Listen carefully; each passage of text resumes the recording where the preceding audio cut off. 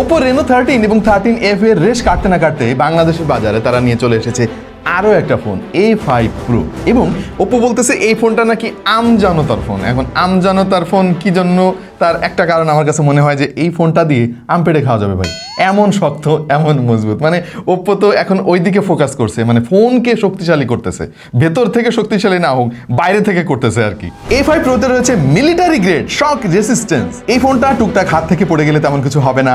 Even Oppo দাবি করতেছে যে এই ফোনটা দোতলা থেকে ফেলে দিলেও ভাঙবে না, আর আপনি যদি এর কেসটা ব্যবহার করেন তাহলে 4 তলা থেকে পড়েও কিন্তু এই ফোনটা সার্ভাইভ করতে পারে। এবং এই ফোনের যে গ্লাস ব্যবহার করা হয়েছে সেটা তাদের flagship phone Find X8 Pro same to same glass. যত ধরনের ওয়াটারপ্রুফ রেটিং আছে ভাই, IP66, 68, 69 সবকিছুই আছে এতে। এইটা গরম পানির মধ্যে পড়ে গেলে কিছু হবে না, বৃষ্টির পানি তো কিছু তো হবেই না, আপনি পানির নিচে গিয়েও ছবি তুলতে পারবেন। এই কারণে মূলত Oppo বলছে এটা আমজনতার ফোন। রয়েছে আরো অনেক ইন্টারেস্টিং ফিচার, এই সবগুলো নিয়ে আমাদের আজকের ভিডিও দেখছেন আপনাদের ভালোবাসা channel tech to the point. আর ক্যামেরার সামনে আমি থাকবো ওয়াহিদ, আর পেছনে রয়েছে হুমায়ুন, হুরাইরা এবং মানিক।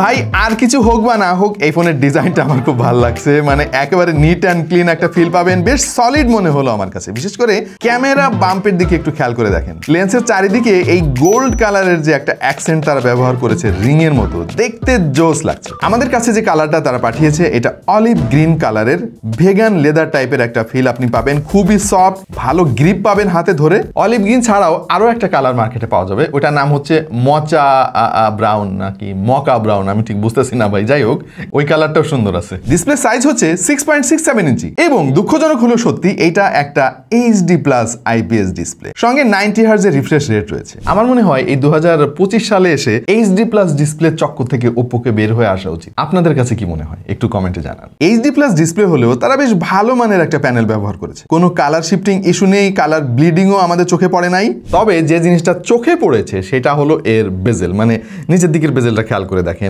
2025 সালে এসে আসলে এরকম বেজেল আমরা দেখতে চাই না। আবার ওপোরের বেজেলও বেশ ভালোই মোটা। এবং এই ফোনের হার্ডওয়্যারে এসে আমি কনফার্ম হয়ে গেছি যে Oppo আসলে এই ফোনটার ওই স্পেক বা ডিসপ্লের দিকে খুব একটা ফোকাস করে নাই। এইটাকে আমজনতার ফোন তারা এই জন্যই বলতেছে যে বেশিরভাগ সবাই নাকি এইসব স্পেক নিয়ে খুব একটা মাথা ঘামায় না, কিন্তু আমরা ঘামাই ভাই। এখানে তারা ব্যবহার করেছে স্ন্যাপড্রাগনের 6S Gen 1। এটা স্ন্যাপড্রাগনের প্রসেসর, সেটা ঠিক আছে ভাই, লং টার্মে মানে সাস্টেইনেবল ভালো পারফর্ম করতে থাকবে, বাট আমার মনে হয় এই 2025 সালে এসে এই রেঞ্জের একটা ফোনের প্রসেসর আরেকটু বেটার হওয়া উচিত। ভাই হার্ডওয়্যারে কমতি থাকলেও এই ফোনটা যথেষ্ট হার্ড, মানে হার্ডওয়্যারে কমতি কিন্তু ওইটা হার্ড বানায় আর কি, মেকআপ করার চেষ্টা করছে। দিছি আসার ভাই, কিছু হইলো কি না ভাই, কিছু হয় নাই আর কি, আসলে ভয় পাইছিলাম। এই ফোনে রয়েছে মিলিটারি গ্রেড শক রেসিস্ট্যান্স MIL STD 810H 516.8। ভাই এইটা বলতে তো আমার দাঁত ভেঙে গেল, এইরকম একটা সার্টিফিকেশন তাদের আছে। তার মানে যেটা বুঝলাম, এইটা হুটহাট করে যদি হাত থেকে পড়ে যায় তাহলে নষ্ট হওয়ার পাত্র নয়। এখন এই জায়গায় আমরা একটু ভুল করি আর কি। হ্যাঁ, আগে থেকে বলে রাখি এই ফোনটা তো অনেকে কিনবেন, ঘটনা হচ্ছে যে যখন ফোন পড়ে যায়, হ্যাঁ, তখন তো অত ফোর্সে পড়ে না, বাট আপনি যদি এইভাবে আছাড় মারেন তখন তো অনেক জোরে পড়বে, তখন ভাই কোনো সার্টিফিকেশন বাঁচাইতে পারবে না ভাই। তবে হ্যাঁ, এইটা প্র্যাকটিক্যাল লাইফে কিন্তু অনেক কাজে আসবে। হুটহাট করে যদি ফোন পড়ে যায়, ধরেন টেবিল দূরত্ব থেকে নিচে পড়ে গেল, বা আপনি রাস্তাঘাটে চলার সময় পকেটে ফোন ঢুকাইতে গিয়ে জায়গা মতো না পড়ে রাস্তায় পড়ে গেল, ওই সমস্ত পরিস্থিতিতে এই ফোনটা নষ্ট হবে না, এটা বুঝতে পেরেছি। এর আগেও আমরা দেখেছি অনেক শক্তপোক্ত ফোন। এইটা প্র্যাকটিক্যাল লাইফে কাজে আসে, মানে আমজনতার কাজে আসে এই ফিচারগুলো। বক্সের মধ্যে একটা সিলিকন ব্যাক কভার পেয়ে যাবেন, এইটা ভাই ফোনটাকে আরো ডিউরেবল করবে। তবে যত শক্তিশালী ব্যাক কভার আপনি ইউজ করেন না কেন, ধরেন আপনি রেগে টেগে গেলেন আপনার গার্লফ্রেন্ডের উপরে, ফোনটারে ধরে আছাড় মারছেন, এইভাবে আছাড় মারবেন, এইভাবে, হ্যাঁ, পেছন দিক দিয়ে, ডিসপ্লে সামনে রেখে কখনোই আছাড় মারবেন না ভাই, কোনো কিছুই ওকে রক্ষা করতে পারবে না। রিসেন্টলি Oppo Reno সিরিজের ফোনে আমরা দেখেছি যে আন্ডার ওয়াটার ফটোগ্রাফি ফিচারটা তারা ডেডিকেটেডলি ইমপ্লিমেন্ট করেছিল। এই ফোনেও কিন্তু ওই ফিচারটা আসবে, মানে এখনো আসে নাই ভাই, মানে আপনারা ফোন যখন কিনবেন ওই ফিচারটা পাবেন না, বাট আপডেটের মাধ্যমে ফিচারটা যুক্ত করা হবে। 50 মেগাপিক্সেলের মেইন সেন্সর রয়েছে পেছনে, আর সামনে রয়েছে মাত্র 8 মেগাপিক্সেলের একটা সেলফি শুটার। ছবির কোয়ালিটি ডিসেন্ট, মানে এইটা দেখে আহ্লাদে আটখানা হয়ে যাওয়ার মতো তেমন কোয়ালিটি না, তবে কাজ চলে আর কি। আপনাকে একটা জিনিস এনশিওর করতে হবে যেন ভালো আলো আপনি প্রোভাইড করেন ছবি তোলার সময়। আলো যদি কমে যায় তখন ছবির কোয়ালিটি ডিগ্রেড করতে শুরু করবে, ডিটেল চলে যাবে ছবি থেকে এবং শাটার স্পিড অনেক কমে যাবে। তবে হ্যাঁ, ছবিগুলো দেখতে ন্যাচারাল লাগছে এবং এটা কিন্তু ওভার স্যাচুরেটেড নয়। ডাইনামিক রেঞ্জ ভালো, তবে আর একটু ভালো হতে পারতো। আমি অবশ্য আশা করেছিলাম এইটার এক্সপোজার ব্যালেন্স আর একটু সফিস্টিকেটেড হবে, মানে কোনো লাইটিং কন্ডিশনে গিয়ে দেখেন লাইট ব্যালেন্স ঠিক মতো করতে পারে নাই। পোর্ট্রেট ফটোগ্রাফিতে এসে খেয়াল করলাম মোটামুটি সাবজেক্ট সেপারেট সে করতে পারে, কিন্তু একটু কমপ্লিকেটেড ব্যাকগ্রাউন্ড হয়ে গেলে তখন একটু স্ট্রাগল করে। সেলফি ফটোগ্রাফি ডিসেন্ট, মানে অনেক বেশি ভালো না, আবার একেবারে খারাপও না 8 মেগাপিক্সেল বিবেচনায়। তবে স্কিন টোন কিন্তু সফট করে ফেলার একটা প্রবণতা আছে। আপনাকে বিউটি মোডটা অফ করে ছবি তুলতে হবে, তাহলেই ভালো ডিটেইল পাবেন। ভিডিওগ্রাফিতে এসে আসলে একটু হতাশ হয়েছি, কারণ সর্বোচ্চ 30 fps 1080p রেজুলেশনে ভিডিও করা যাবে, কোনো স্টাবিলাইজেশনের সুবিধা নাই, এর ফলে খুব একটা আনন্দ পাবেন না ভিডিও করে।